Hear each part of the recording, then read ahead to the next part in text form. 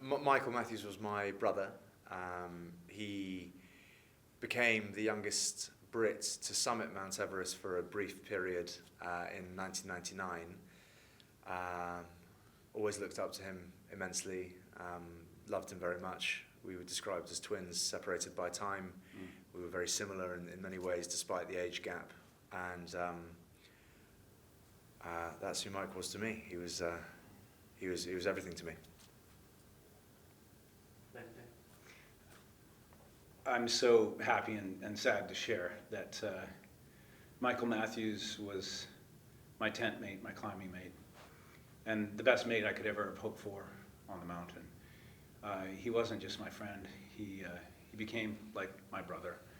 And I will never ever forget the incredible memories that we had.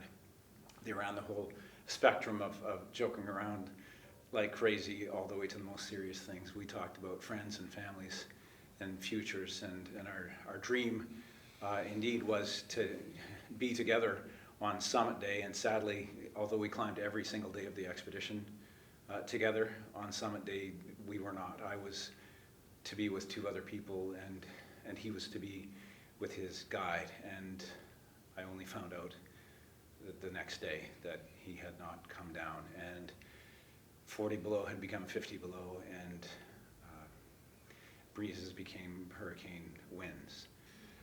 Michael was a young man that I met a few months before we set off to climb Everest. I'd climbed it the year before.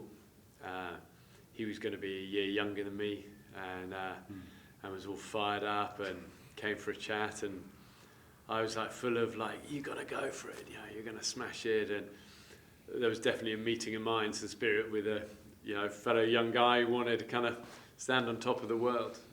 Well, just to be clear, I didn't climb the mountain. I went to base camp on Bear's good advice, sound advice, and also the film is not really about me and my journey to Everest. It's a kind of story of brotherly love and looking to recover Mike, and I would not be a suitable candidate for a search and recovery mission.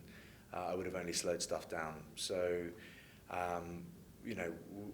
also my mum would be traumatized at the thought of potentially losing another son to that mountain. So, with respect to my family and on Bear's sound advice, I agreed early to remain at base camp and try and assist in any way that I could in the identification process. To be honest, it was a phone call I slightly dreaded for about 20 years of Spencer growing up and having this kind of quest that's obviously always been a little seed in your heart wanting to do it. There is danger up there, Spence sort of plays it down a little bit in the same way. Mike, on all those old footage bits, always just seemed to take everything in his stride, was always front of the pack, always like, it's going to be great. But it's a big old dangerous mountain. 20 years on, the mountain hasn't changed. Forecasting's got better, gear's got better, communication's got better, but it's still a dangerous mountain, and Spencer's right, you've got to respect that. And the disaster would always be someone else losing their lives in this attempt to recover Mike's body. One of the most touching things for me was the premiere last night, and people's reaction to it. There was about 300 of us there last night, and it appears to be having quite an emotional impact on people who watch the film.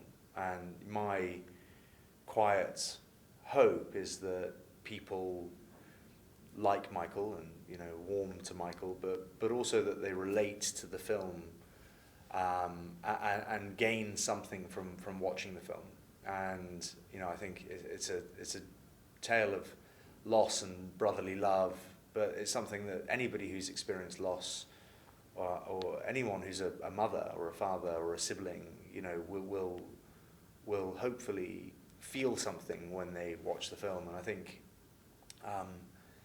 the reaction from last night is incredibly humbling, and for those that have put 2 years of their life into this film, we're delighted with the response so far. But I hope that it moves people, and I hope that it helps people.